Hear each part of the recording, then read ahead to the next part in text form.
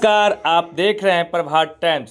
14 जून को समाजसेवी, पूर्व विधायक, पूर्व पशुपालन मंत्री राजकुमार महासेठ का पुण्यतिथि नगर विधायक समीर कुमार महासेठ के निजी आवास पर मनाया गया, जिसमें राष्ट्रीय जनता दल के राज्यसभा सांसद फैयाज अहमद, पूर्व विधान परिषद स्व वीआईपी नेता सुमन कुमार महासेठ, राष्ट्रीय जनता दल के जिला अध्यक्ष रामाशीष यादव, राष्ट्रीय जनता दल के जिला महासचिव पवन कुमार यादव, साथ ही जिला के कई कार्यकर्ताओं ने इस श्रद्धांजलि सभा में शामिल हुए।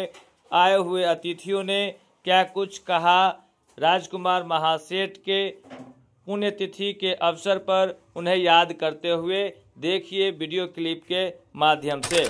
पिछड़े दलित और उच्च वर्ग में भी जो प्रगतिशील लोग थे उनकी वो आवाज थे। और उस समय जो पूरे जिला में जो समाजवादी विचारक थे, जो गरीब गुरबा दलित का जो काम होता था, निश्चित रूप से काफी मजबूती के साथ वो काम करते थे। प्रशासन पर भी जब वो विधायक निर्दलीय विधायक बनने का उन्होंने एक रिकॉर्ड काम किया था। मैं इस अवसर पर उन्हें सदा सुमन अर्पित करता हूँ और श्रद्धांजलि अर्पित करता हूँ। और वैश्य समाज के लोगों को मैं ये आग्रह करता हूँ कि उनके पुत्र सबल दीजिए, ताकि वैश्य समाज का भी काम निश्चित रूप से। यहाँ सभी हमारे गार्जियन स्वर्गीय महासेठ जी को मानने वाले, उनके प्रति श्रद्धा रखने वाले सभी को मैं हार्दिक तहे दिल से अभिनंदन करता हूँ। आज मैं उपस्थित हूँ अपने गार्जियन। भीतर से लगता है कि जो सोच उनका रहा, जो जनसेवा की भावना रहा, और पूरे जिले में या पूरे प्रदेश में जिस ढंग से पूरे बिहार में मधुबनी को आगे ले जाना चाहते थे, जो आशीर्वाद हमें दिए और मधुबनी की जनता जो आशीर्वाद दिया, उसी के फलाफल हम आज तक आपकी सेवा कर रहे हैं। और हम उम्मीद करते हैं आज उनकी पुण्यतिथि पर कि हम उनके छुटे हुए जो सोचा हुआ जो था, कहीं ना कहीं, चाहे वो राज कैनाल हो, किंग्स कैनाल हो, वर्सन कैनाल हो, भगवाड़ा का डेवलपमेंट हो, स्टेडियम हो, पार्क हो, हर एक चीज़ों में ढेर सारे चीज़ है। आज इतना ही कहेंगे, उन्हीं चीज़ों को पूरा करके पूरे जो मधुबनी का उत्थान है उसमें लगे हुए हैं। बहुत बहुत धन्यवाद। बहुत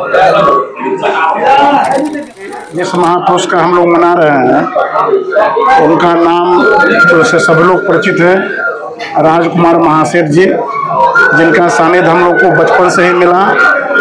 और राजनीति के क्षेत्र में जिस प्रकार से वो यश कमाए और जो जिला के अंतिम व्यक्ति से जो व्यक्तिगत संबंध बनाए, वो निश्चित रूप से उनके इस पुण्यतिथि में राजनीतिकों को सीख लेना चाहिए।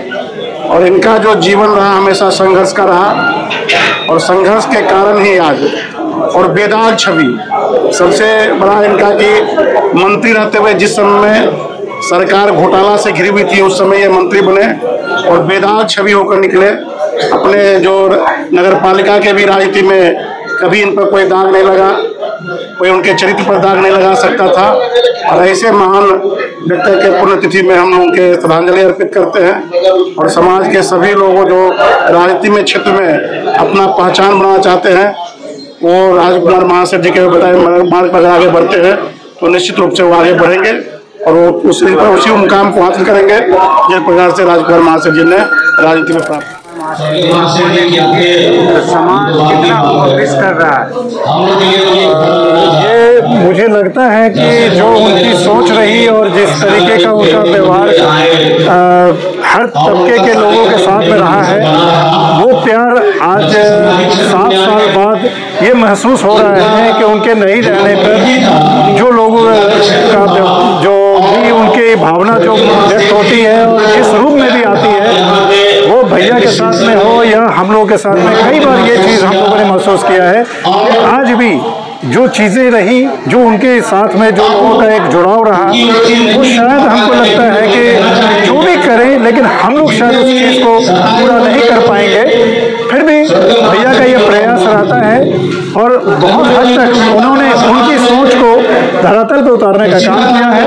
और मुझे प्रसन्नता इस बात की है कि जो उनकी सोच के हिसाब से, जो उन्होंने सोचा कि मधुबनी के हिसाब से जो डेवलपमेंट और बहुत सारी चीज़ें जो उनके हिसाब से रही, जो उन्होंने गाइड किया था अपने समय में भी, तो भैया उस रूप में काफ़ी हद तक उस चीज़ को कर रहे हैं और उसी परंपरा के अनुरूप वो कार्य भी कर रहे हैं। तो ये तो है कि लोग तो मिस करेंगे और ये हम लोग कभी उसकी क्षतिपूर्ति तो कभी कर नहीं सकते। उनके कौन कौन से ऐसे कार्य हैं जो अमर रहे समाज में और एक मतलब के लिए रहा है जो उससे कुछ उनके बारे में यही है कि वो कभी भी कोई भी जरूरतमंद हो, चाहे वो किसी भी परिवार से हो, किसी भी समाज से हो, वो कभी ये नहीं देखे कि उसको क्या है, उसकी तकलीफ को सुने और जितना तक ये हो सका उसको तुरंत अपने स्तर पे उन्होंने पूरा करने का काम किया है। और बहुत सारे लोगों ने इस चीज़ को बाद में, हम लोगों ने इस चीज़ को इस रूप में महसूस किया कि जब भी हम कहीं जाते थे, बिहार से बाहर हो, कहीं भी जाते थे, तो हम लोगों को ये होता था कि उनको सिर्फ ये जानकारी होती थी, चाहे वो बड़े ऑफिसर हो, कोई भी हो, सिर्फ ये जानकारी होती थी कि महाशय जी के लड़के हैं। तो वो उनका व्यवहार में जो परिवर्तन आता था वो दिखता था कि पिताजी ने किस रूप में इस चीज़ को जो कमाया है, उनकी जो कमाई थी, जो पूंजी थी उनकी, वो उस रूप में हम लोग को मिला। तो ये तो महसूस होता रहा। आप अपने बेटे के नाते पिताजी को किस तरह से जानिएगा, एक नेता के रूप में या समाज सेवक के रूप में या अपने पिताजी के रूप में? बेशक वो एक समाज सेवक थे, नेता तो बाद में बने, शायद मेरा ये भावना है और मुझे लगता है कि ऐसा बहुत सारे लोगों का मानना होगा कि वो समाज सेवक ही पहले थे, क्योंकि वो हर तबके के लोगों के साथ में उनका जो जुड़ाव रहा, वो कभी भी वो पॉलिटिकल रूप में कभी नहीं आया, तो वो व्यवहारिक रूप में ही उनकी सोच रही और हर लोगों के लिए हमेशा तत्पर रहते थे। किसी भी तरह का जो भी मदद हुआ उन्होंने किया है। तो नेता का जो सबसे व्यवहारिक गुण है, जो मुझे लगता है कि ये होना चाहिए, वो मेरे पिताजी में था और मैं बहुत गौरवान्वित अनुभव करता हूँ और महसूस करता हूँ कि वो चीज़ शायद थोड़ा बहुत भी अंश अगर हम लोग उस रूप में अगर दे पाएँ तो वो बहुत बड़ी बात होगी। और मुझे विश्वास है कि भैया उस रूप चीज़ को बहुत हद तक अपने आप को साबित कर रहे हैं, उस धरातल पर उतरने की कोशिश कर रहे हैं और काफ़ी हद तक वो हैं। राजकुमार महाशय जी आपके अभिभावक के साथ साथ पूरे मधुबनी जिला के भी अभिभावक थे, क्या लगता है उनके जाने के बाद जो कमी खल रही है वो कभी पूरी होगी? देखिए, ये तो एक बहुत बड़ा एक गैप होता है और ऐसा नहीं है कि कोई भी चीज़ हमेशा के लिए वो गैप बनी रहती है। समाज को जोड़ करके हमेशा चलते थे बेशक, और मेरे ख्याल में जो उन्होंने एक रूपरेखा जो भी उन्होंने सोच रखा था, भैया उस चीज़ को चूँकि वो पूरा करने की बहुत हद तक वो प्रयास कर रहे हैं, तो मुझे इस बात की प्रसन्नता है कि उसमें कहीं से भी बहुत सारी चीज़ों में कमी नहीं हो रही है। और शायद हमको लगता है कि आने वाले समय में ये ज़्यादा धरातल पे दिखेगा, इसलिए क्योंकि उन्होंने भी जो काम किया है उनके विचारों के अनुरूप ही काम किया है। आप अपना परिचय दें। मैं श्री राजकुमार महाशय जी का द्वितीय पुत्र हूँ और मैंने इंजीनियरिंग की पढ़ाई की है। मैं बीच में अपने कार्य के लिए मैं अमेरिका में था कार्यरत। पारिवारिक ज़रूरत के हिसाब से अब मैं यहीं रहता हूँ और पिताजी और भैया के साथ में मैं शुरू में आया था, पिताजी के साथ रहा और अब मुझे भैया के साथ जो भी समय मिल पाता है मैं उनको देने की कोशिश करता हूँ। बहुत बहुत धन्यवाद। धन्यवाद। और अपने कार्यकाल क्षेत्र में मधुबनी वास्तविक रूप में नहीं,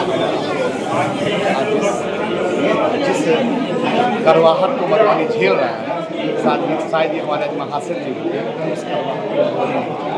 मधुबनी साल आज भी एक गार्जियन को मिस कर रहा है। 100% गार्जियन के रूप में उनकी जो भूमिका रही है मधुबनी में, चाहे वो राजनीतिक क्षेत्र में हो, सामाजिक क्षेत्र में हो, धार्मिक क्षेत्र में हो, सभी क्षेत्रों में उनकी योगदान हम कहीं भी अगर 7 साल पूर्व कहीं भी देखा जाए उनके बिना कोई भी प्रोग्राम होगा। उनके कौन सा गार्जियन को हम कोशिश करेंगे। उनके कौन सा योगदान है जो कभी भूला नहीं जा सकता है? देखिए ना, मधुबनी में जो आज नगर पालिका का जो भी डेवलपमेंट, पुराना डेवलपमेंट है, उन्हीं का देन है। मधुबनी में अब क्या सोच रहे हैं उस समय के हिसाब से, अपना फायदे की देख रहे हैं। जिस समय टेलीफोन वाला था उस समय के लिए हमारे महाशय जी परफेक्ट थे, और आज उनके ही नक्शे कदम पे समीर महाशय जी हम लोग उम्मीद करते हैं कि मधुबनी के लिए अच्छा कर रहे हैं और अच्छा करें। आप अपना परिचय दो। मेरा पवन जाता है और हमारा गाँव। बहुत बहुत धन्यवाद।